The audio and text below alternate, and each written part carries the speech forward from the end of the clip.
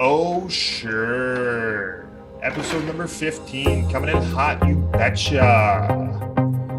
Is it a damn good one? You bet your bottom dollar it is, buddy.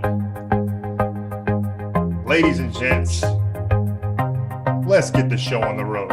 Hamm Planet Podcast, episode number 15 is live in 5, 4, 3, 2, and 1. Top of the morning, folks. Good afternoon and good evening, ladies and gentlemen. Welcome to the Hamm Planet Podcast. I'm your host, Peter Hamm. And if you're new to the podcast, damn, it is incredible to have you here. I'm so happy that for one reason or another that your ears are absorbing the good old Hamm Planet Podcast, and it truly means a lot to me. To preface what this podcast is all about, it's all about good vibes from great people sharing glorious stories. And tonight we have an extremely special guest. I like to consider our guest one of the best storytellers that I have ever been able to call a friend. And I'm very lucky to call him a good friend of mine. He is a very proud, good old Culver Military Academy alumni. He's a proud Ole Miss Rebel, and he's an absolute beaut. He's the legend. Mr. Will Sexton is in the building. And I also should add that we got a second featured guest. It is the one and only Shamalama Ding Dong, Mr. Christopher Hamm, the CEO of Casper, the Savage CPA. He's fired up, and we got a great one for you. So, to preface this podcast, this one was unique and special. Chris, Will, and myself were having a good old phone call, and it was about midnight. And next thing you know, we said, let's do a damn podcast. So here it is.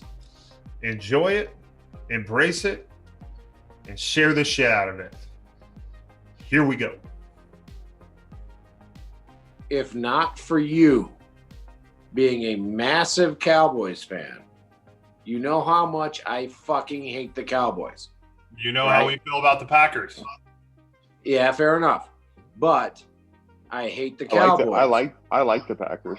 I hate you went to a game we won in overtime, baby. And I wore a cheese head and I had a great time. And it was cold and I got to meet Paul Hornung. You did get to meet Paul Hornung. It was fantastic. Pete, you should have come. Brother, you know I wish I was there. Can you give the story of Paul Hornung real quick? Because last time you told me about Paul Hornung blew my mind. So, well, Chris and I, I bought the 2 tickets to go to Lambeau Field for a playoff game because I knew that the Packers were going to be a playoff team. So I knew they were, I knew that they were going to win the division. So I knew that were going to. So I knew, knowing that they were going to win the division, I knew that they had one playoff game in at Lambeau Field. So they did. Originally, when I bought them, so I came home from a bar, very hammered drunk, about 1:45 in the morning, and I bought. These seats were about $500 a seat, and I bought them for my dad and myself. I could have pissed on the field. Well, because I was like, Dad, I could have pissed on the 50. Well, no. So for my dad and I, my dad hasn't been to a play. My dad and I, when I was a kid. So move this backwards. My dad and I, when I was a kid, we used to go to Packers games once to twice a year. We go to a regular season game, and if they made the playoffs, he would figure it out. We go to a playoff game, and he moved to Arizona, and then I lived in Indiana and/or Illinois. And then Minnesota. So we weren't in the same spot. So he and I would typically find a time to go either in Arizona or Minnesota but we never got a chance to go back to a home game, to like a proper Packers home game in like the term of like 10 years. After we had gone every year for 15 years, we didn't go for about 10 years. And so I got drunk one night in Minneapolis. I was living alone in Minneapolis. I didn't have very many friends. And I bought these 2 seats. I spent about $1,000 on these 2 seats. And I was like, Dad, so I have these 2 seats. I remember. Right, so like, Dad, I got these 2 seats. They're about 35 rows up on the 45-yard line, and they're playing the Giants. Do you want to go? And my dad texts me back the next day and goes, no, I can't. I went, what the fuck do you mean, no, you can't? He goes, no, I can't. I went, okay. And so I sent a text message and a group message to be diplomatic or democratic. I sent one it was a collective group message between David, Chris, Nick. Like there's Kyle. Like 4 or 5 guys, right? No, not Kyle. Like the Ole Miss guys plus Nick and plus David and Chammy. And I'm good group of men. Pete, I'm not kidding. 30 seconds after I send it, Chris sends me one back. It goes, mine. I went, all right, Chammy's going with me. It's fine. Right. So, all right. So Chammy's going with me to the game. On it immediately. And Chammy drives up. So I had to finagle my like once you commit, like you're in, and like oh no, then you have to Chammy. And then like personally, I had to deal with the backlash of accepting, which was but also Chammy. It was Sunday night. It was a whole fucking thing. Chammy, once you commit, yeah, but once you commit to a playoff game, you're going. I know, but women it's a once in a lifetime type of thing. I understand. I would go. That's what I told him. Pete. He met Paul Horning. He got a 2 Chris. Best wishes, Paul Horning. Oh, so tell Petey about Paul Horning. So I love Paul. No, like who is this guy?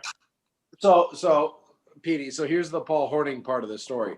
So my favorite bar in Green Bay. Shit bar, huge. It's fine, but it's a huge shitty bar. Right. So it's across the street from Lambeau Field. Right. It's called Stadium View. Yep. And so Chris and I get to the stadium, and I was like, Chris, we got time. Let's go to the bar. So so they have outdoor heated lights and everything, so it's fine. But it's cold as fuck. Oh yeah, it's about 10 below, but they've got heated. They got heated everything. It's not 10 below, but it's not 20. Well, with wind chill and all this shit. No. We're at 0 wind chill. Pete, it's cold. We're at 0. Pete, we're at 0 before wind chill. Chris, that game ended at about 15 below. That was during the day when we were at the bar. Yeah, until the sun went down and it came almost 20 below.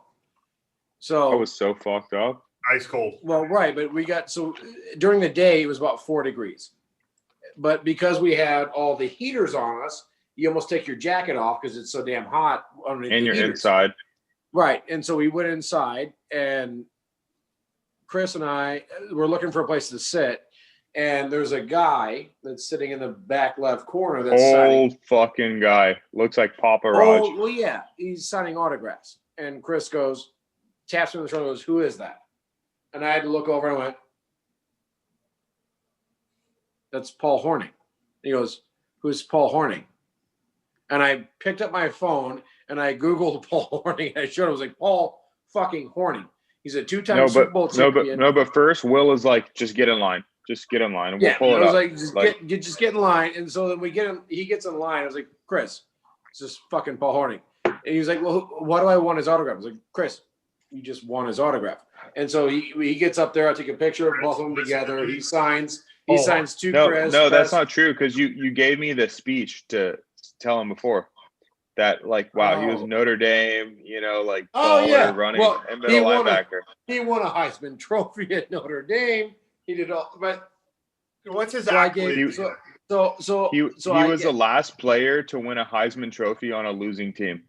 Yes, he's quite frankly the only player to lose. He's the only player to win a Heisman Trophy on a losing team. He won a Heisman Trophy for a Notre Dame team that lost. That sounds like some mafia. Had a losing shit. record. Pete, how many players do you think won a Heisman Trophy with a losing record? Not many. Paul Hornung. So I give Chris a little bit of the fucking Packers shtick, right? Which is he's Paul Hornung. Why would you not want Paul Hornung's autograph? And again, Chris doesn't know who Paul Hornung is. He was the Packers running back, but when they won all those bullshit championships. Yes. Oh, you mean all the Super Bowls under Vince Lombardi? Those don't count. Oh, the Super Bowls under Vince Lombardi, the guy that was probably called. even more than the ones today. No, before, but the fake ones, though. No, but he won all his. He won all of his under Vince Lombardi. He won 6 titles. It's hard to say. It's hard to validate that. He won 2 Super Bowls and 6 World Championships under Vince Lombardi. He won the highest championship in football 6 times. Yeah. I mean, that's the way to put it. There's no doubt about that. Some were Super Bowls, some were championships. Either way, the guy was slanging. But so, Pete, the way I'm looking at it, so I looked at Chris. He was like, so who is this guy? I was like, Chris, get his autograph. This guy's a shit. Immediately. He goes, why does it, Chris? Dude, Chris, get in fucking line. Highlights are insane. So quite literally, I looked at Chris like, Chris, get in fucking line, get his fucking autograph.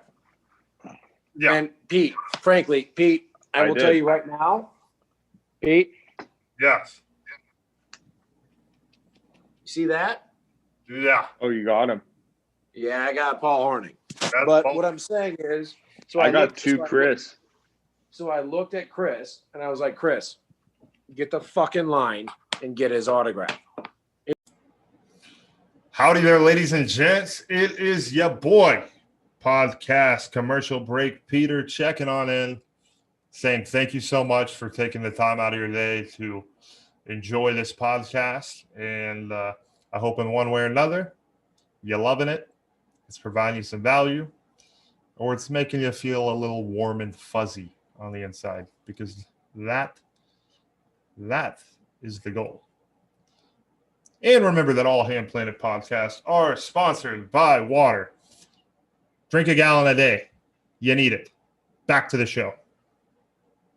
Chris, get the fucking line and get his autograph. And so he goes up there, and I actually have a picture, which I'll send to you, Jimmy. I have a picture of you shaking hands with Paul Hornung as he's signing that picture to Chris Paul Hornung. After you got it done. No, and they also put like HOF like 1970 or something. Yeah, no, he did the whole thing. But this guy is old as fuck. That adds value. But after you got it done, he can barely write it. But after you got it done, I looked at you and was like, Chris, that man, that dude is a first ballot. Oh no! Blink, sneeze, whatever you want to. Higher than that, dude. He's a Heisman Trophy winner. He's a 3-time Super Bowl champion under Vince Lombardi and a Heisman fucking Trophy winner. Yeah. That man, not only did he win the Heisman, he won the Heisman and then won 3 Super Bowls under Vince Lombardi. He's fucking Paul Hornung. He played both ways. Chris, put it this way. He was a middle linebacker and running back. Pete. Badass. Pete. Yeah. Put it this way. Paul Hornung used to wear the number 5, right? Yep. The old number 5? Ask me if you can wear a 5 in Green Bay now. Nope. Can't do it. That should tell you how good of a player he was. You can't wear his number in Green Bay. I mean, Michael Irving doesn't even have that in Dallas. Well, that's what I'm saying is you can't wear his number in Green Bay, and Green Bay might as well be the National Football Hall of Fame. Okay, take it easy. Take it easy. Cool it. Bart Starr, Brett Favre, We got Roger Staubach and Troy Aikman. Is that all right? I've got Aaron Rodgers and Brett Favre beats both of them. We have. I don't know if that beats Troy. No, we have Quincy. You don't think Aaron Johnson? Rodgers beats Troy? Quincy Carter. Aaron Rodgers doesn't beat Troy? Troy's No, got 3. I don't think he does. Oh, buddy. Oh, I mean, maybe talent-wise, but not ring. Oh, buddy. Who's got the ring? Is LeBron better than Jordan? No, LeBron is not better than Jordan, but Aaron Rodgers is better than Tom Brady. So he's got to be better. If he's better than Tom Brady, he's better than fucking Troy Aikman. He's better than God. We've got Paul Vernon Hornberg, born Horning. Horning. Sorry, Horning. Hornung. UNG. Hornung. When was born? We have Paul Hornog, born December 23rd, 1935, nicknamed the Golden Boy. He's an American professional football player and a Hall of Fame running back for the Green Bay Packers, the National Football League, from 1957 to 1966. He played on teams that won 4 NFL titles and the first Super Bowl. He was the first. So 5 titles in 7 years. It's just nuts. He is the first Heisman Trophy winner to do all of the following: play pro football, be selected as first overall selection in the NFL draft, win the most valuable player award, and be inducted into both the Professional and College Football Hall of Fame. A versatile player, Horning was a halfback, a quarterback, and a place kicker. He was an excellent all-around college athlete at Notre Dame. He played basketball in addition to playing football as a captain. Yeah. Jimmy. This guy was slaying. Jimmy, that to Chris from Paul Horning keeps getting better with age. Hondo P. It's framed up nice. I got a brand new frame on it. I got all my new shit. I got all my shit framed like uniformly. Jimmy, it gets better with age. That Paul Horning. I'm telling you, I got all my shit reframed. It was like $1,000. It looks great now. Sorry about that. It's in a nice frame. Bless you. Oh, that Paul Horning, that to Chris Hamm from Paul Horning will do nothing but age correctly. Bro, like you should see the thing I did. Knock, knock. Who's there? Paul Horning. Paul Horning. Paul Horning. The guy's a legend. If you don't know it by now, you better know it. Back to the show. So the best pieces. Yep. And Chris has seen 2 of them. The best pieces of memorabilia that my grandfather has. Yes. Chris has seen 2 of the 3. Number 1, he has a personalized Babe Ruth autograph. Yeah, that's excessive. His mother saw Babe Ruth in a spring training event and had him sign an autograph to my grandfather. That's incredible. What a good lady. So, my grandfather has a personalized Babe Ruth autograph. The one that's the most better do that for me. The one that's the most expensive that he has. Yes. He has a Lou Gehrig. Oh shit. He has a real Lou Gehrig. It's worth about 60. It's worth about 60. That one Lou Gehrig's worth about $65,000. Wow. He's got a Lou Gehrig that's authenticated Lou Gehrig. And then the one that he has that I want, which I'll get, and nobody will ever touch because I made sure that nobody will ever touch it or breathe on it or speak its name near it. Yes. He has a watercolor picture that's about the size of half a couch, right?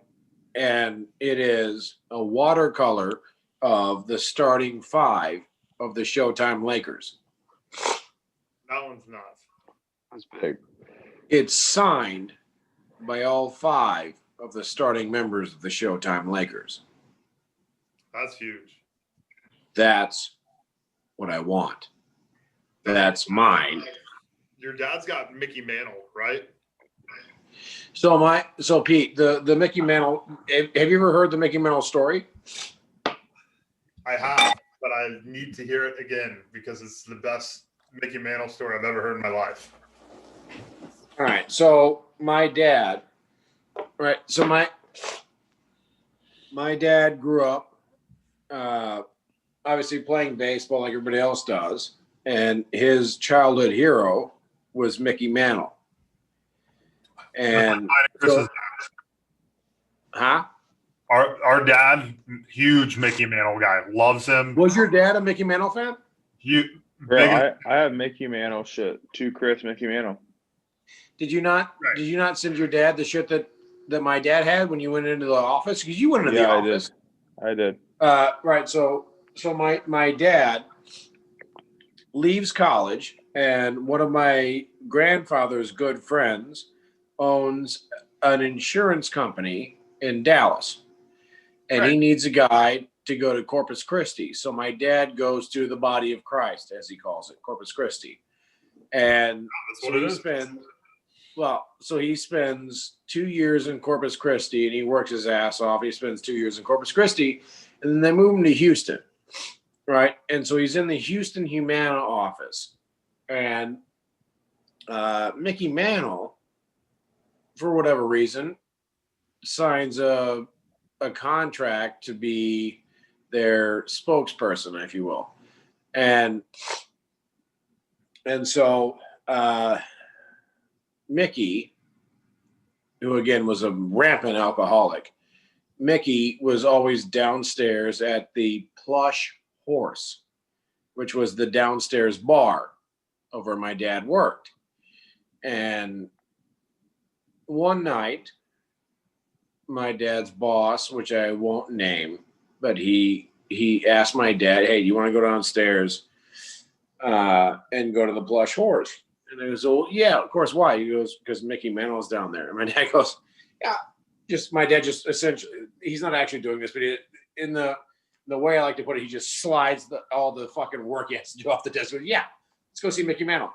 That's absolutely similar to what he would have done, but it's not exactly what he done. But he said, "Yeah, fuck yeah, let's go see Mickey Mantle." So they go downstairs and they sit at a table, and Mickey's in this back left corner, and he's kind of holding court. And holding court. And my dad, the guy that is with my dad, knows Mickey, and so my dad kind of prodded him along. And okay, let's go over and see Mickey. And so they go over, and they see Mickey Mantle, and Mickey says, as they, "Hey, this is Jim. He's a big fan of yours." And Mickey looks at him and goes, "Jim, take a fucking seat." And somebody goes, "Okay." He sits down. He takes a seat in the booth with Mickey Mantle. And so that was about 9 p.m. on a Thursday night. So they didn't end that encounter until about 4:30 in the morning on a Friday morning. Just a good time. Yeah, they had a good, well, again, my dad, Brett Favre for me is Mickey Mantle to my dad. So my dad is sitting there going, "I'm not leaving until fucking Mickey leaves." Like he's sitting here telling me stories about the 60 Yankees, 61 Yankees, 64 Yankees. Like he's just 57 Yankees. Like I'm not leaving. Right. I'm not leaving. I will not leave until fucking Mickey leaves. Okay. I'm not leaving until Mickey leaves. And Mickey keeps just like, Chris, Mickey keeps going. And so they keep bringing drinks over. They keep bringing drinks over. Senator's fingers. Oh, well, right, but obviously Mickey's hammered already, but Mickey's a drunk, and so he just keeps asking for drinks. And so my dad, being Chris, would be like you and I being 24, and for you, Roger Staubach being 65 years old, sitting go, "Hey, Chris, stay for another." What are you gonna do?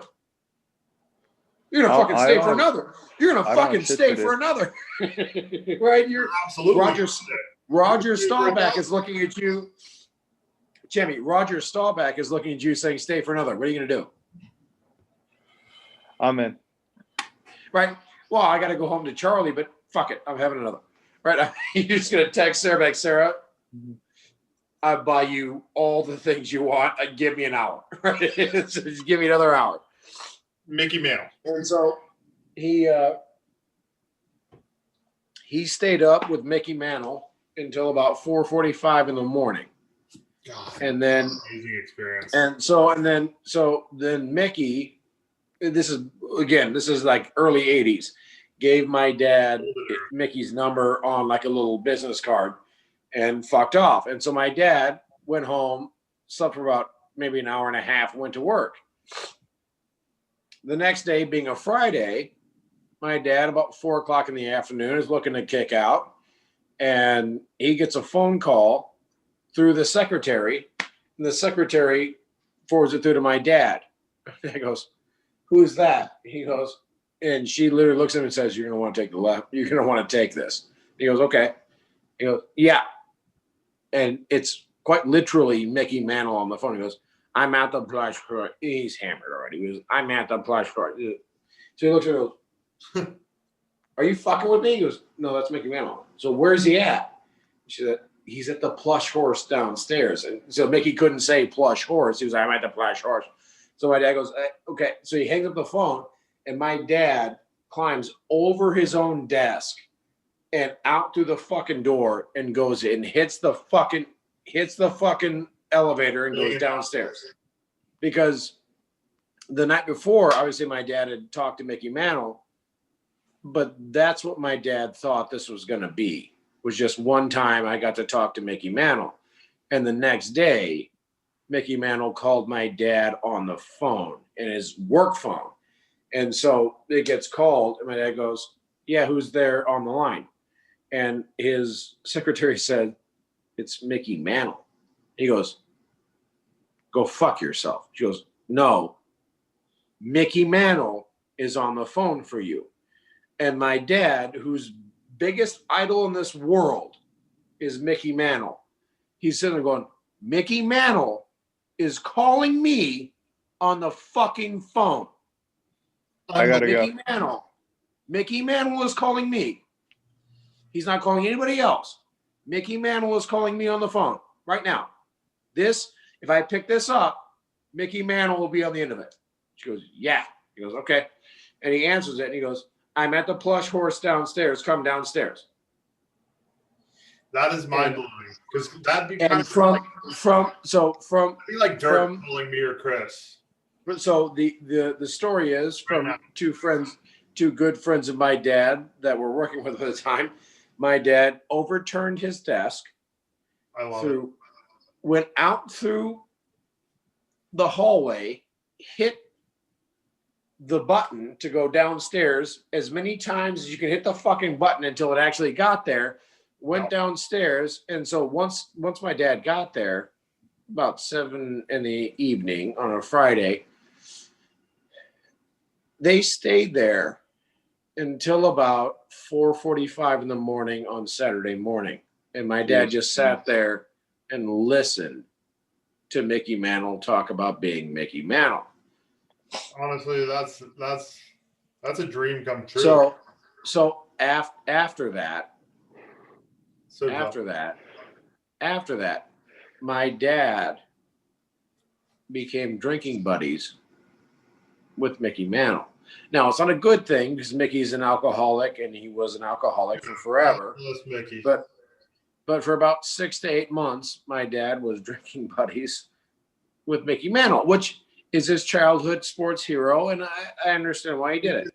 Which is amazing. But I'm just trying to put that in perspective for me, like being It's like Tony Romo times 50. I don't know. I would say it's like Tony Romo's.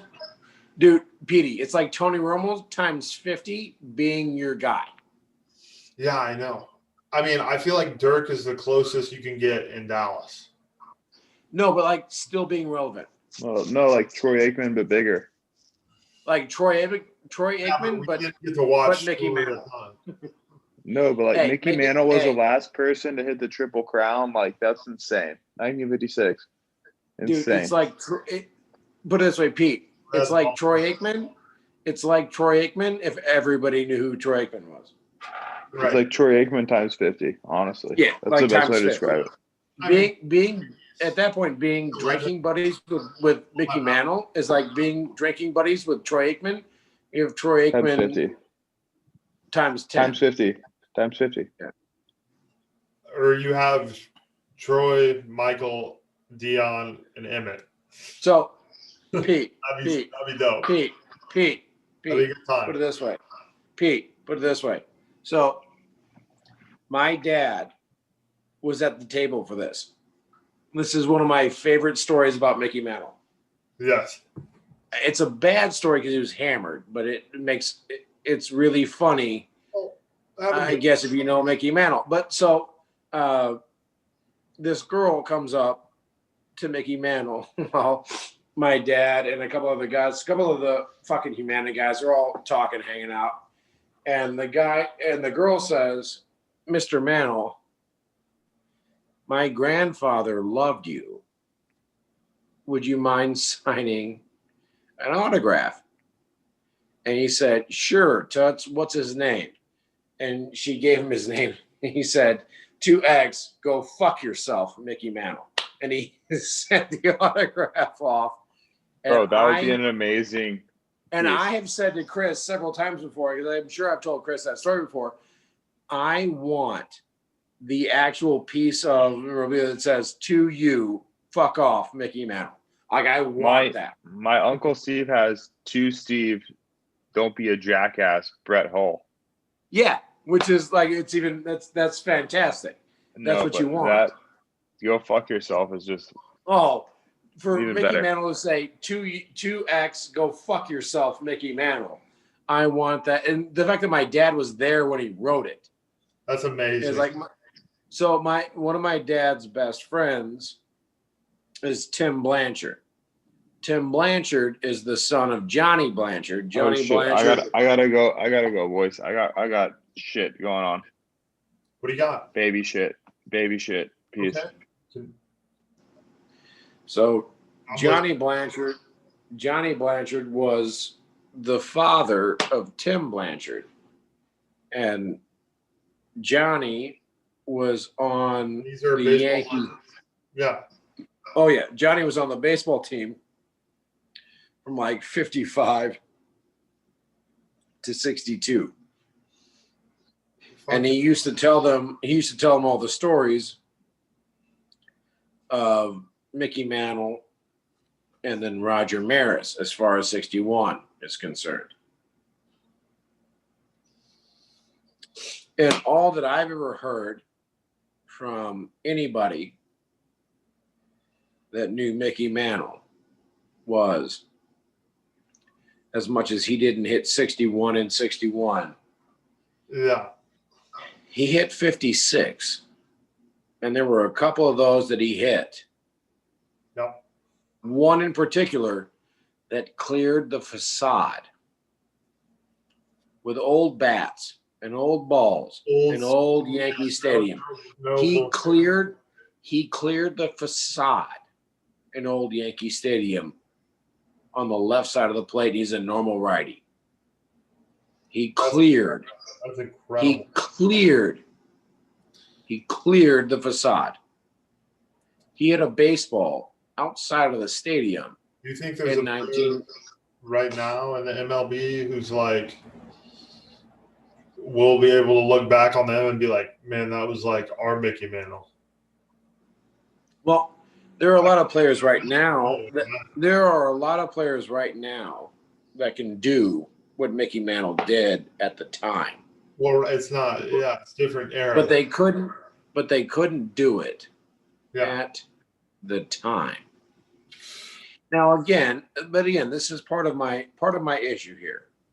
And I'm a massive baseball fan. I love baseball. Yeah, but you love it. Part of my issue is Babe Ruth could not hit a home run against Aroldis Chapman. Couldn't even deal with it. Couldn't deal with it. No, hate to see it. You couldn't have Babe Ruth deal with what's his face from the Dodgers. What's his face from the Dodgers? What's his name? Clayton Kershaw. Kershaw, yeah. If you gave me a 98-mile-an-hour fastball and then Clayton's fucking curveball, Babe Ruth couldn't hit that. He can't hit that. He can't hit that. No. So when people say that Barry Bonds shouldn't be the home run leader, I say, okay.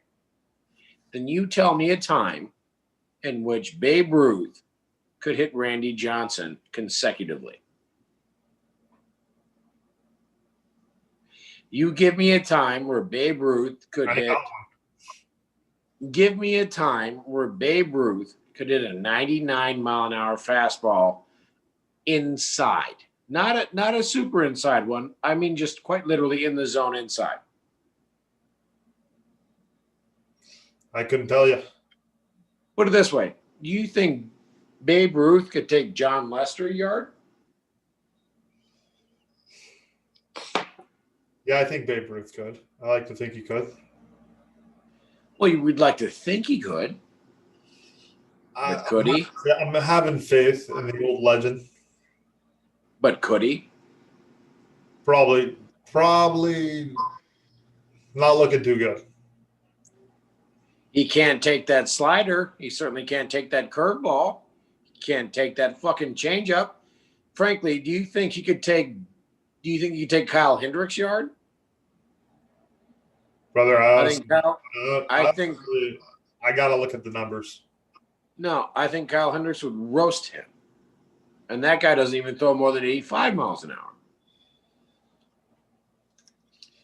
Babe Ruth could not play against a Dominican now. Look at the south side of Chicago. Look at how many guys on the south side of Chicago that are currently on that White Sox roster. Lou Bob especially. Luis Robert. You're telling me that Luis Robert, who took a man that threw the ball 101 miles an hour and he took him 475 feet yard. You're telling me he's gonna whiff on a ball from fat Babe Ruth? No, not even a shot. Not a shot. Unfortunately. Not even a shot. Unfortunately, though. Would love to see it. Not even a shot. That fat bastard, not going to happen. He was a chubby fucker. Huh? Old Babe Ruth. Guy had a couple sausage rolls. Well, but he was just a Jason. He was a meat tank. Jason Giambi as a left-handed hitter. Giambi was in old Yankee Stadium was about as close as you got. Jason Giambi. Damn, I'm looking just at Paul Horning's stats. Pete. They're mind blowing, brother. I wish I got one. Pete. Can I read them? Look up the video. Look up Paul Horning. Highlights. Look up Paul Horning videos of his stats. Look up Paul Horning video. Watch Paul Horning run the football. Yep. Here, I'll do that. Here, let me do this. I can share. Can you share it? Yes. Love that. Let's watch it. You see it? I can. You can? I can. Yeah, let's see it. Fantastic. Let's watch Paul Horning. NFL films? Yeah, that'll work. That'll do. 2020, made in 2020. They're still talking about him. Well, he's Paul Horning, so. Draft choice of the Green Bay Packers in Get to him. Oh, here we go. He won the Heisman Trophy as a quarterback at the University of Notre Dame, and he was a first-round draft choice of the Green Bay Packers in 1957. When he arrived in Green Bay, The only feasible legend in the region was the amount of booze consumed in the town's 197 bars. But after he left, 9 years later, Green Bay had become known as Titletown, USA. He led the Packers to 3 world championships. Twice, he was the league's most valuable player, and for 3 consecutive years, he led the NFL in scoring. And he was probably the best blocking back the game has ever known. Because of his narrow, sloping shoulders, his teammates nicknamed him Goat Shoulders, or Goat for short. But perhaps you remember him better as the Golden Boy. Paul Hornung is the subject of our NFL scrapbook.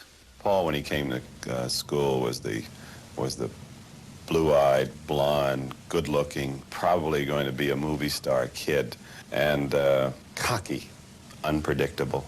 Except in a game, he was predictable. He was going to give you his all. And we're scooting and booting right along. Hoping you're loving the podcast. If you are, smash the good old like button. Comment. Love to hear it. And send it to someone that you never send something to. Let's catch them off guard. Back to the show. Who broke as many curfews as he did tackles. Well, see, Paul, you could talk about a lot of things. You talk about his women, and I'm not sure he had all those chicks. You could talk about staying out late at night. Yeah, so did the rest of us. But we didn't make good news. It was Paul, and we understood that. And even today in his commercials, when he talks about practice, practice, practice, I don't know if he's that good. Hornung was drafted by the Packers and wasn't happy with the prospect of life in Green Bay, playing for a team that hadn't enjoyed a winning season since the end of World War II. Well, it was the Siberia of professional football. I mean, anybody who was caught doing anything wrong throughout the National Football League, they were always threatened that they were going to be traded to Green Bay, you know. So my first year in professional football, I played quarterback, halfback, and fullback, all 3 positions. I never knew what I was going to play.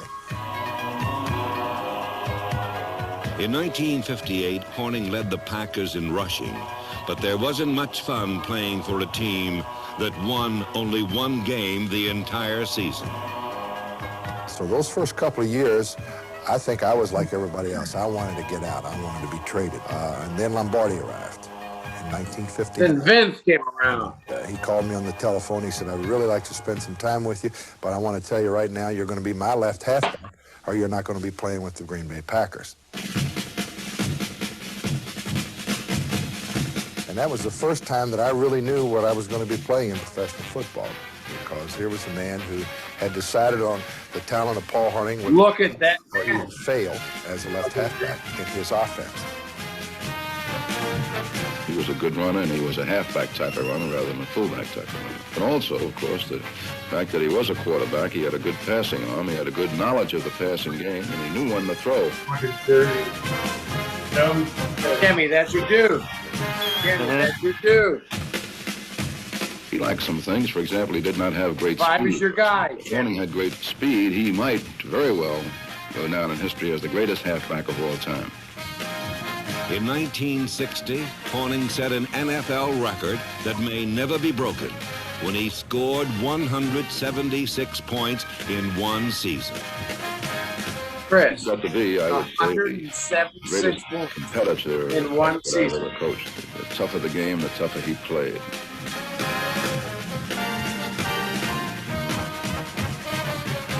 He had a nose for the goal line. I think Paul Hornung was as good inside the 20-yard line as any football player. Also, Forrest Strike has his number up on I the felt that at the time. When Paul got the ball in his hand inside the 20-yard line, That was number 66. somehow or another we would get it in, or he would get it in.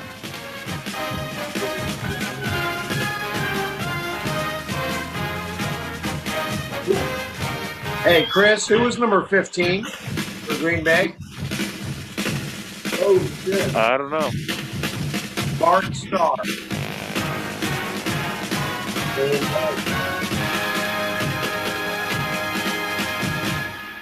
He was big. Paul, I guess, about 6'2", 6'3", and at the time about 230, and he could block. In spite of Horning's glamorous image, his blocking was just as vital. Jimmy Taylor, 31. Jimmy fucking Taylor. Carrying. That's my dude. 31 is my guy, Jimmy Taylor. On the field, Horning captured the best of the game's traditional values. Off the field, he remained football's pancake block playboy. Being the fine person, the high quality value. Jimmy Taylor, my dude. Certainly had very strong leadership qualities off the football field. Come on, Roy, quit laughing, man. Quit laughing. The broads that he brought in. The broads that he brought in, that's the name of the game. You do your job on the field, and if you're bad on the field, and you be bad off the field with the chicks, all right? Well, Paul was a golden boy, obviously. He was a little bit different than as a player than what I was accustomed to coaching, and I didn't have an opportunity to coach him, but he was a talented player. And I respected Vince Lombardi so much, so I know that Paul had to stay at least within Lombardi's guidelines to play with him, so it wasn't all bad. What was bad was Horning's penchant for gambling, and his friendship with bookmakers prompted an investigation by Commissioner. Well, he loves the dice. Oh. After I completed my investigation, I asked Lombardi to come to New York, and he didn't ask why. He came in, and I just pushed the folder across containing the information that I'd accumulated, and Lombardi looked at it for about 5 minutes, and he looked up and he says, "Well, Pete, you have no choice." I said, "That's what I think, Vinny." He says, "Let's have a drink." And we went across the street and talked about other things for about an hour and had a couple of drinks. I know what I did was wrong. I didn't realize at the time that it was that serious. Pete, I never bet against stop him. that for a second. So what happened there with Vince Lombardi is what I wish more coaches would do. The commissioner of football handed that piece of material over to Vince Lombardi, who opened it and said, "Paul Horning has a gambling problem." He closed it, slid it back across the table and said, "Let's go have a drink." And he went across the street to the bar, had a drink with the commissioner of football and said, "You're not going to suspend Paul Horning." And he said, "You know what? I'm not going to suspend Paul Horning." That's how that happened. Little handshake agreement. No, so Pete, so funny thing about Green Bay, Wisconsin, as it goes as far as the National Football League, and this is actually kind of funny as far as the actual history of the National Football League. The Green Bay Packers were very close to folding as a franchise, and then Prohibition hit. And Prohibition is one of the Green Bay Packers are probably the only team that have actually benefited from Prohibition. Because Wisconsin as a state and a lot of the townships, especially around Green Bay, said, "We're not doing Prohibition." So Green Bay kept their liquor license. Green Bay had speakeasies open. And so every year, teams that didn't need to play Green Bay or were bigger teams like New York would come into Green Bay to play in Green Bay because Green Bay didn't have a Prohibition license. So as far as Green Bay kept having liquor. So teams kept coming in to play. This is one of the funnier reasons that the Packers actually still exist.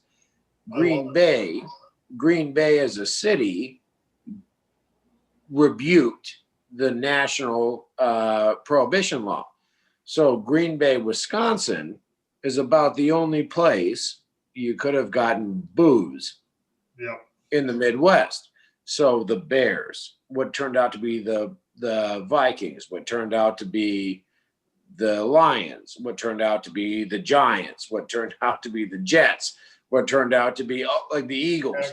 All of what turned out to be all of these teams would come into Green Bay to play Green Bay, to the point that 3 years in a row, the NFL actual owners meetings were held in the middle of Green Bay, Wisconsin, because they could do it in a speakeasy.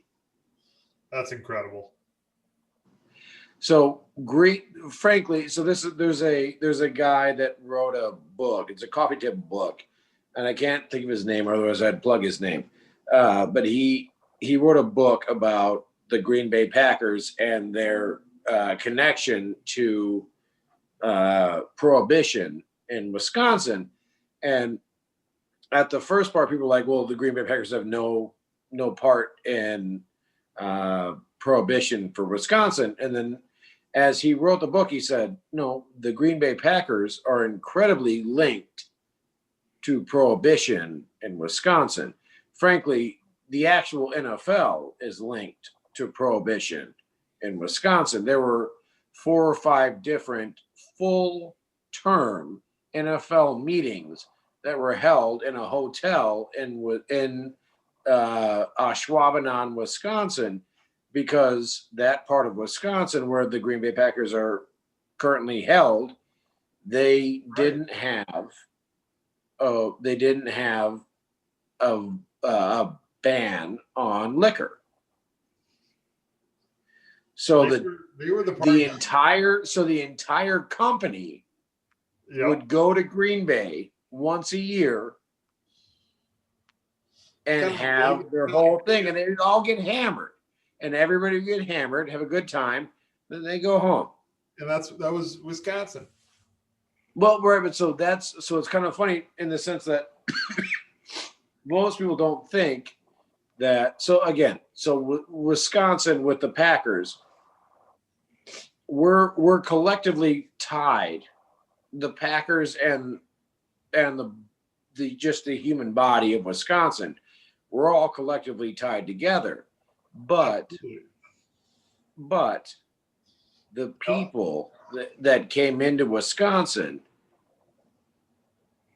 to talk about the NFL season upcoming in like the 1930s, we're all part of this, as far as they all came into Wisconsin because Wisconsin didn't say, no, let's get rid of booze. So Wisconsin kept having booze, which is why everybody keeps telling Wisconsin that they're drunk, which is fine because they are drunk. We are all drunks, but nothing wrong with it. Wisconsin is the reason that the actual National Football League still fucking exists.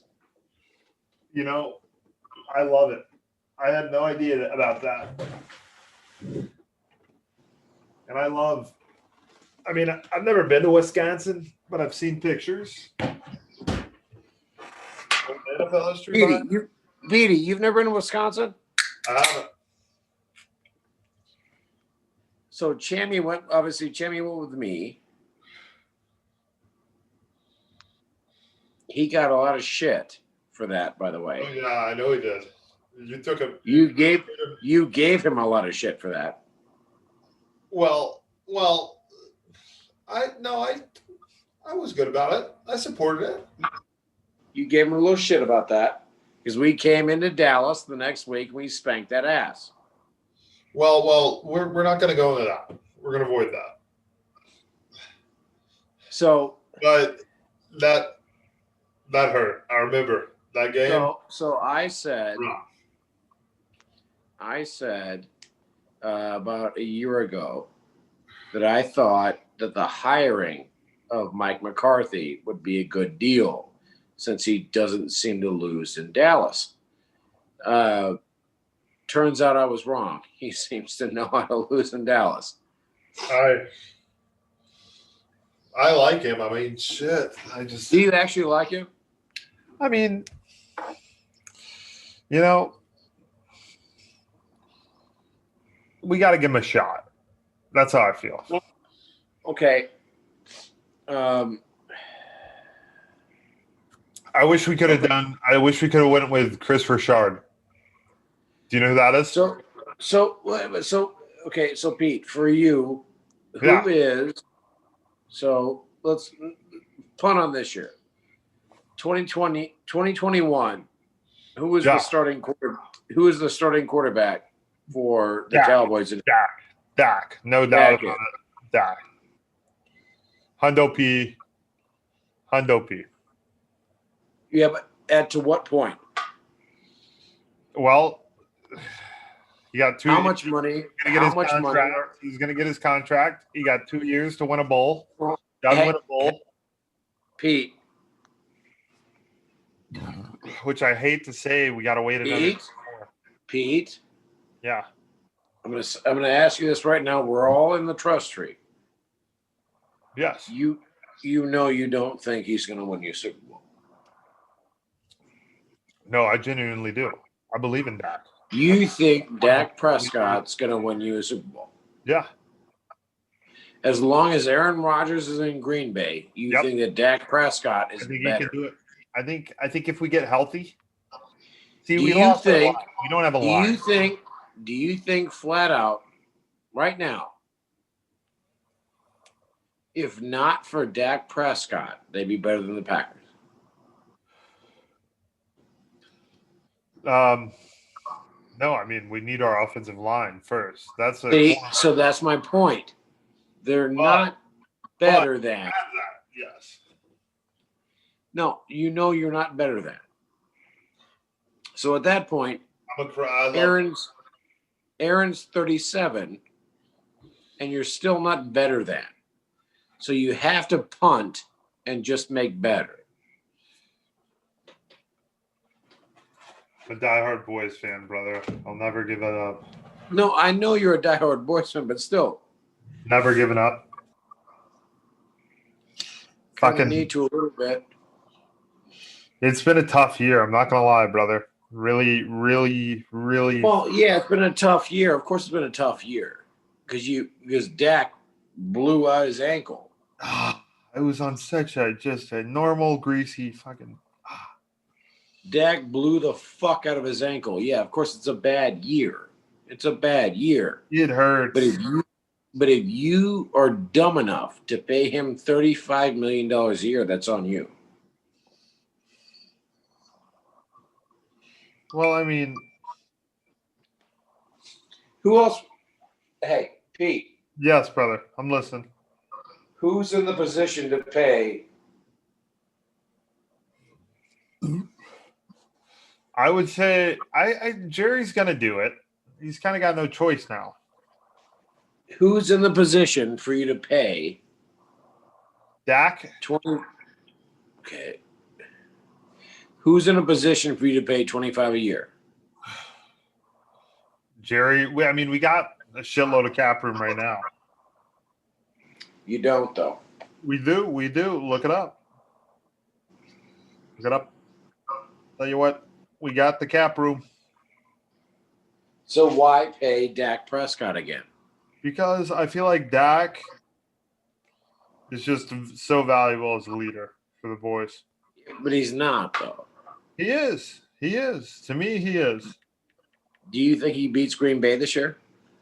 If we had our O-line and Dak, yes. Oh, you're wrong. Brother, I'm a diehard Boys fan. I know, but Green Bay also whipped your ass the last time he played you in Dallas. So what I'm saying is he can't beat the Packers, and the Packers are in front of you. So blow it up. This year is going to be rough. I'll tell you that. Do you actually think that with Dak Prescott, they could right now on a neutral field beat Aaron Rodgers and the Packers? The team that is number 2 in the league in offensive scoring. You think the Cowboys defense? I don't. I think we got a shit team this year, unfortunately. Right, which is what I'm saying, which is why you should just let Dak go. Because you're going to have to pay him $45 million a year. Do you think for $45 million a year over the next 3 years that Dak Prescott's going to win you a Super Bowl? I think you will. And Pete, this is something I would absolutely put on your podcast. I would be on my own end to put this on your podcast. Do you actually think over the next 3 years that Dak Prescott? I absolutely do. Are we including this year? I think he'll win it in 2 years, within, if not next year, the year after. So why do you think that? I think he's hitting his stride. He's the best is yet to come. He's going to be pissed. You've yet to tell me why. Because he's going to win us ball games. You've given me bullshit. He's going to win us ball games. He's not going to win you ball games. He can't win you ball games. He's in the NFL. Well, not this year, but he's going to. Okay. So when has he ever won you anything in the playoffs? We got to win. Seattle. Let's not. Good. I'm good. We almost beat the Rams. So Seattle, and you almost beat the Rams one time. I mean, he's been playing 3 years. His fourth year. Yeah. Don't pick it up. I mean, what? Why?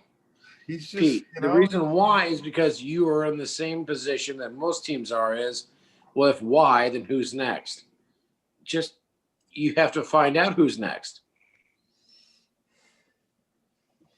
Because frankly, and again, as a Packers fan, I feel like a cunt because we got Brett Favre and then Aaron Rodgers, and that just isn't fair. I mean, but what it is.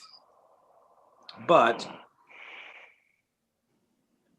you don't typically have that happen. So you just need to double up and go for the next quarterback. You can't. Dak is not going to win you a Super Bowl. Because Dak's got to go. Dak has to go. For Trevor? Pete. Tank for Trevor for the boys? Aim for Trevor. That's not even saying Trevor's going to be good. What I'm saying is, Trevor. Down that.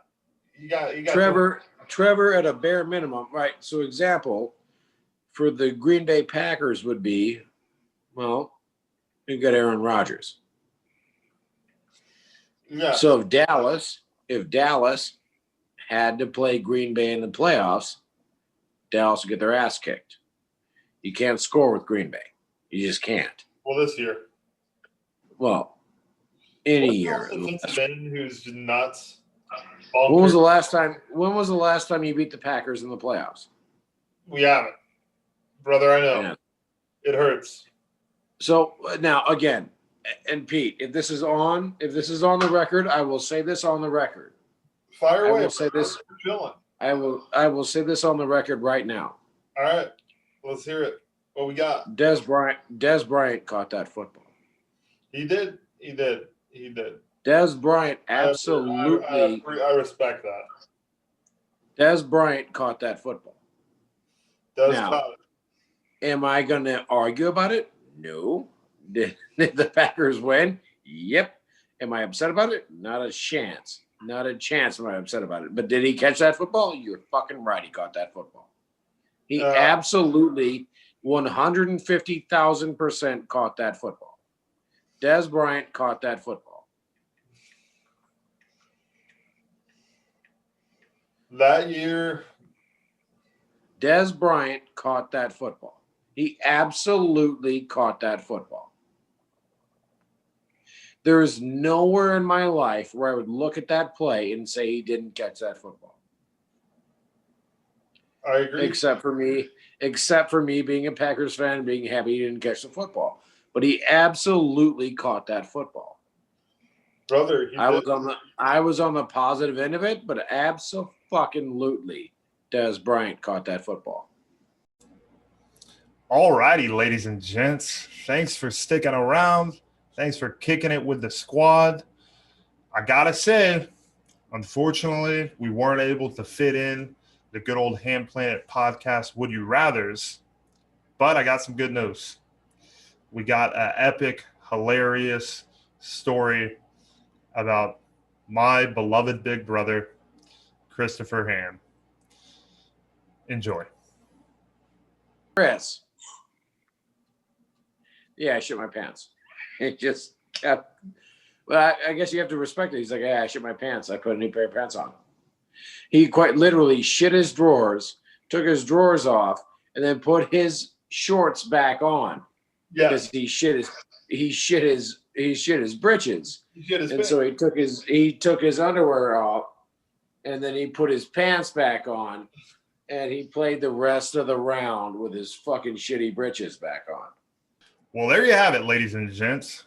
Quite frankly, I hate for anything to ever end on a shitty note, but I gotta admit, that was the most incredible, hilarious, shitty note I think, quite frankly, I've ever witnessed. So I hope you loved the stories that we were able to share tonight.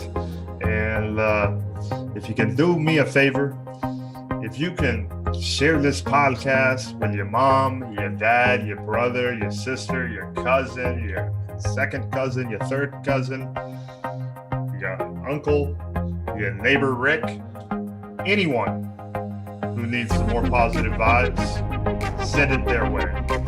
Because as we always say on the Hamm Planet Podcast, you can never overdose on the good vibes.